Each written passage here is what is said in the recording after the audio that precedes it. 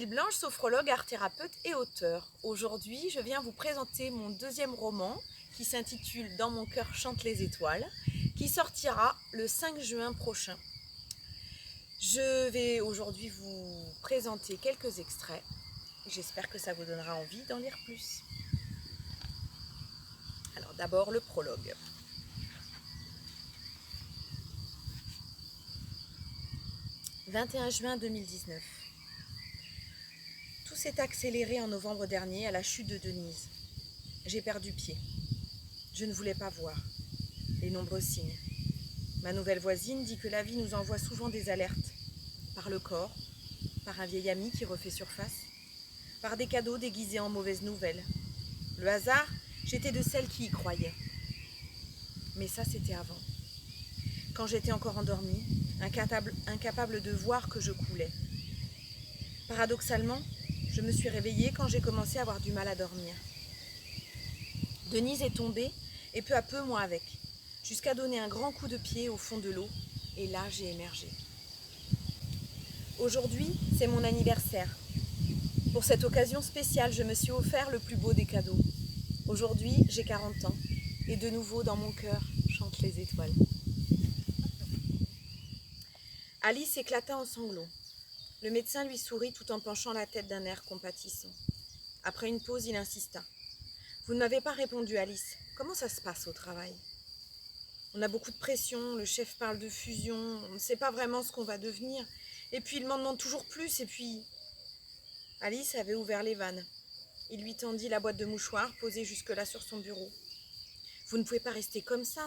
Je vais vous arrêter. »« Ah non, docteur, je ne peux pas, j'aurai un retard monstre à rattraper ensuite, et puis mes collègues... »« Ah non, vous n'allez pas recommencer, hein. Et vos résolutions. Je vous arrête. Point final. » Comment ça pouvait leur arriver, à eux, un couple soudé et complice depuis si longtemps. Ils avaient grandi ensemble, l'un contre l'autre, se servant mutuellement de tuteurs pour chercher plus haut la lumière. Dans une routine, certes, mais une routine douce et légère. Pas de celles qui font croire que l'herbe sera plus verte ailleurs, non. De celles où il faut être bon rentrer chez soi, retrouver ses rituels de l'intime, son refuge.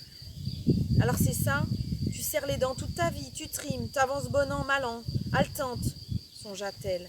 Et un jour, tu flanches et là, pas le droit à l'erreur.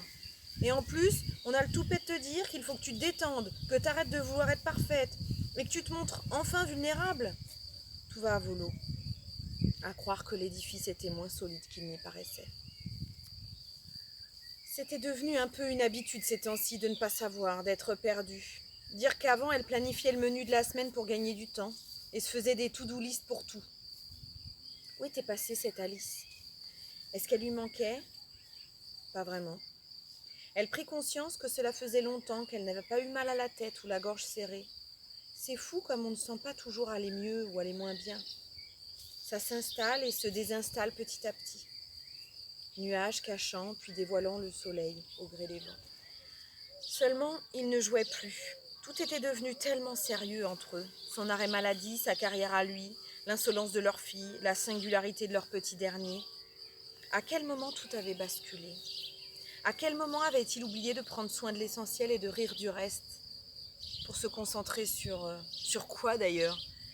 Des dossiers à rendre, des séminaires organisés, des fiches d'orientation à remplir, et puis quoi ? C'était ça la vie alors ? Tout ça pour Action. ça ? Lucie exultait. Et toi ? La seule chose que tu vois, c'est que t'as perdu ton petit confort, car maman n'est plus capable de tout assumer comme avant. La vérité, c'est que tu t'en fous pas mal qu'on aille mal. Tout ce qui compte, c'est ta tranquillité. C'est que rien ne bouge et que personne ne mouffe ou ne fasse de bruit. Ça fait des années que maman va mal. Tu commences seulement à le remarquer car ça t'impacte dans ton petit confort. Action. Dis-toi que ton projet en ce moment, c'est toi. Te reconstruire, te remettre sur pied ou appelle ça comme tu veux. Cela doit être ta priorité absolue. Oui, mais va donc expliquer ça à mon mari et mes enfants qui...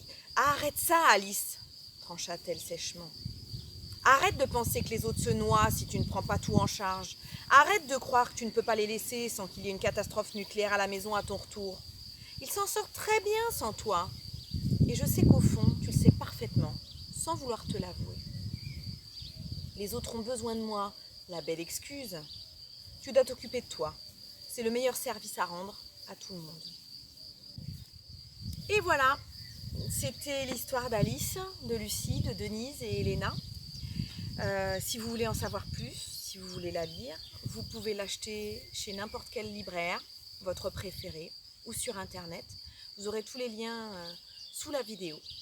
J'espère que vous avez passé un bon moment et je vous remercie de m'avoir écouté. À bientôt!